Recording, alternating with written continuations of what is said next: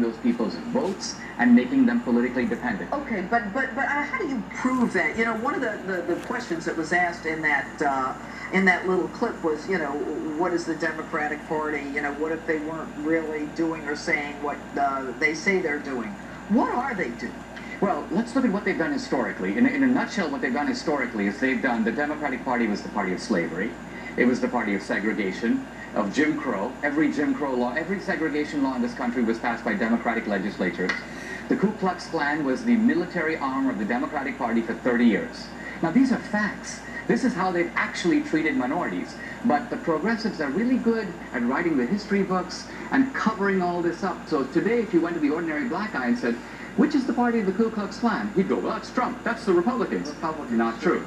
Now, today it's the same thing. The Democrats, I think, look at the Clintons. I mean, they've been on the make since the Arkansas days. Look at Bill. I mean, they were renting out the Lincoln bedroom. They were selling pardons to big-time felons.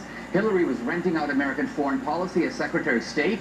She talks about commercial diplomacy.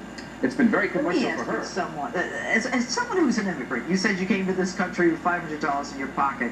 You know, does it crush your idea of America when you hear someone like Jim Comey, after everything that you know, come out and say, oh, you know, she didn't have any criminal intent, she didn't know, she didn't mean it? Well, Judge Jeanine, you know that I gave $20,000 to a college friend of mine running for the Senate.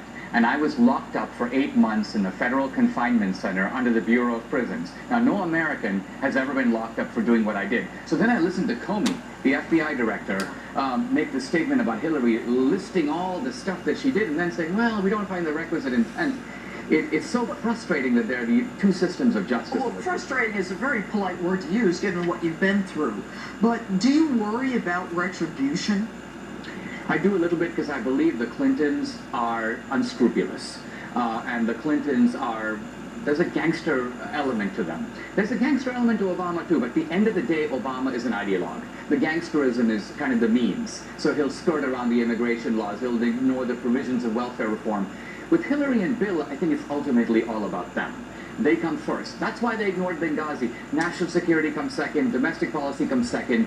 The welfare of the Clintons comes first, and they'll put themselves ahead of everyone else. This, I think, is so obviously well known that no amount of rhetoric can camouflage it. Dinesh D'Souza, congratulations on your film, Hillary's America.